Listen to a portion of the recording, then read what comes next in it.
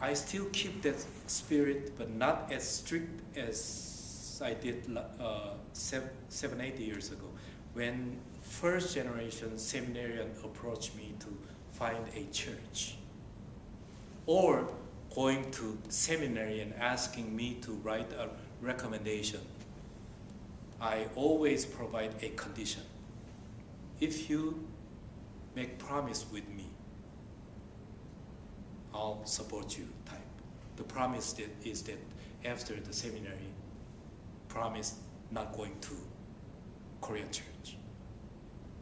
The problem of the first generation Korean churches, one of the problems is too many ministers.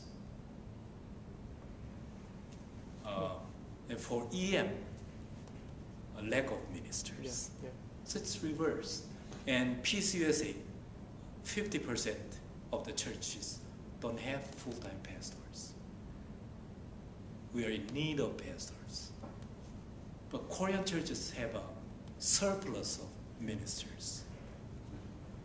So the simple math says that this surplus may go into something else, not just Korean churches. Then problem solved. But somehow Korean seminarians and Korean ministers think that he has only call from God to serve Korean church only. Wow.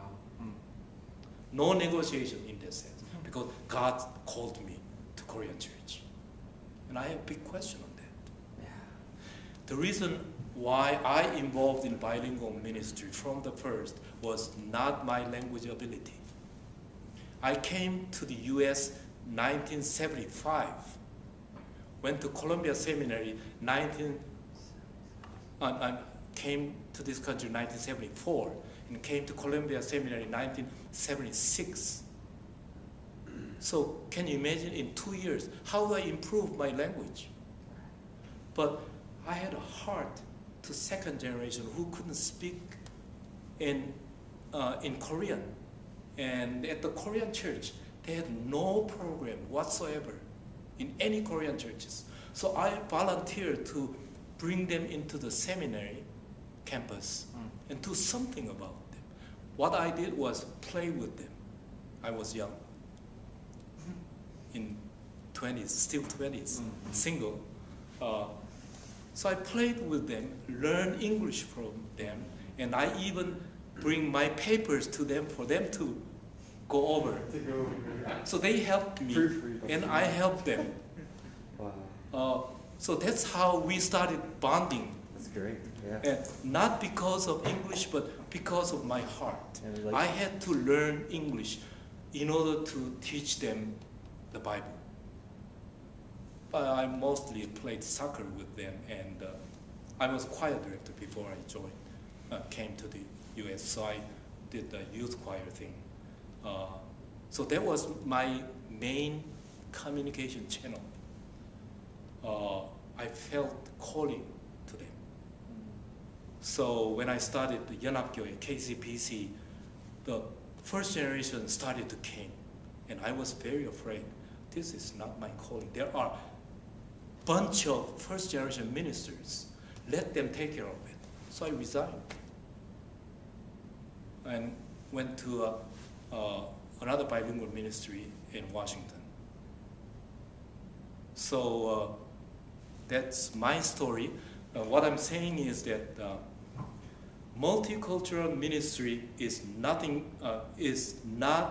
with the English language command. It's your heart. If you love non-Koreans as much as Koreans, then you're a good candidate. So one example is that a minister, a 집사님 from Miami, approached me and asking me to write a recommendation to come to the Columbia Seminary, and I said same thing, and he reluctantly promised to go to a non-Korean church. And then when he graduated, he had two choices: going into Caucasian church as an associate pastor, or a small Korean congregation, 40 members, small congregation. He was really struggling, and he decided to keep the promise. He went to associate position, served 1 year. English was not good enough. He confessed. So he thought that he wanted a new start. Well, first year in the ministry, he learned the ministry culture, how to deal with the Caucasian church, because he came to this country as a foreign student, served Miami church as a 집사님, 한글 학교 선생님, teaching Korean language as a typical 집사님, and then went to Caucasian church as associate pastor. So culture-wise and language-wise, he had many things to catch up. So from second ministry was a solo ministry. I advised him that solo ministry is much easier than associate pastor. See, associate pastor's work is just assigned from committee or senior pastor. You have to do it whether your heart is there or not. But being a solo pastor in a small congregation, you do what you can do. If you cannot do it, just don't do it. Because you cannot do it. So now he's serving very solid congregation in New York metropolitan area. Moved 3 times over the 10 years. So this is a story that the typical 유학생, foreign student, came to the United States and worked in Korean congregation, and then came to Columbia Seminary, and then moved to a non-Korean situation. I have not many, but handful of stories like this. The entry is not easy, but once you get in there, you'll be all right. Still, I believe that when you preach and lead a congregation, English is not the point, your heart. Do you have a strong enough message to communicate, even with your gestures and everything that you can express? People will get it. That's right. See, his story, I invited those people when I had a conference. One story that a minister was so frustrated about his English. So he started 새벽 기도, dawn service. Because of him, he expected no one showed up, because he needs to pray to God for his weakness. So he announced in the session, and then on the church bulletin, he said early prayer service, daily prayer service, and say that this is for me. You just drop me a prayer request, I will pray for you, type message. So he started 새벽 기도 in his own. Every morning, 6 o'clock, he went there. And the people sent prayer requests. And then after a week or so, an elder actually showed up at 6 o'clock to check on him, whether he really prays or not. Yeah, accountability.